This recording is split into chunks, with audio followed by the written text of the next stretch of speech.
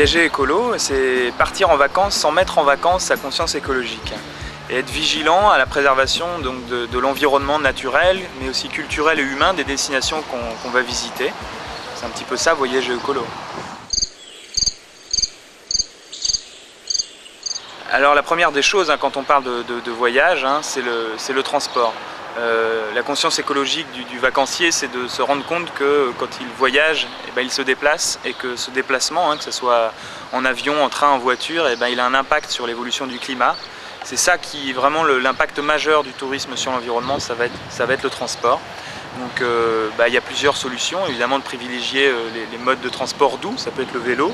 Le train a un impact sur le climat qui est beaucoup moins fort que l'avion, ça c'est clair, donc privilégier des modes de transport comme ceci. Moins loin, plus longtemps, ça ne veut pas forcément dire rester en France, on peut même aller au Pérou, mais essayer de favoriser des voyages plus longs.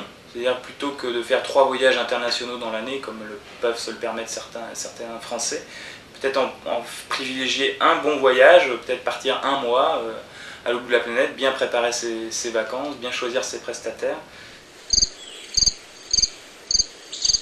La solution, quand on ne peut plus réduire l'impact, c'est-à-dire qu'on veut absolument voyager à l'autre bout de la planète ou même traverser l'Atlantique ou la Méditerranée, on peut compenser, c'est une solution qui est proposée, quand on ne peut pas réduire, on compense.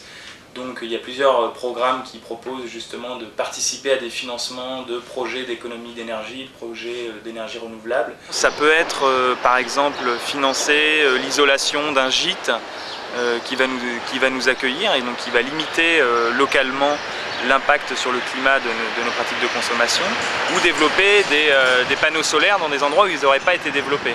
C'est en ça qu'on arrive à compenser l'émission de CO2 produite par notre transport. Déjà la première étape, c'est de faire un diagnostic, évaluer quel va être l'impact sur le changement climatique de votre transport. Donc il y a beaucoup de sites qui vous permettent de calculer votre empreinte écologique en matière de climat. Et à partir de là, on va vous proposer de financer des programmes comme je disais, de développement d'énergie renouvelable ou de reforestation, qui va permettre de compenser l'émission de CO2 produite par votre voyage. Quand on va au Pérou ou au Cambodge, essayer de vivre au plus près des habitants et pourquoi pas avoir recours au service des opérateurs du tourisme équitable qui vous proposent justement de vivre au plus près des habitants, de partager leur quotidien. Et sauf que ces habitants, la plupart du temps, vivent dans un environnement et ont des modes de consommation qui sont bien intégrés à l'environnement, ils connaissent leur environnement. Et puis évidemment, la vraie valeur ajoutée, c'est que vous avez l'occasion de partager avec eux leur quotidien, pourquoi pas dans des pays francophones, d'avoir des discussions évidemment avec eux, tout en respectant aussi les règles du commerce équitable appliquées au tourisme, évidemment, payer le juste prix de prestations touristiques qui peuvent être proposées par des habitants. On a beaucoup d'hébergements chez l'habitant par exemple. Et puis ils vont pouvoir vous expliquer, partager avec vous leur savoir-faire, leur environnement, que ce soit naturel, culturel. Voyager écolo, c'est avoir à nouveau garder une conscience écologique de son environnement, qu'il soit naturel, culturel, humain, avoir conscience des différences de niveau de vie à l'échelle internationale et donc être solidaire, c'est aussi évidemment être écolo.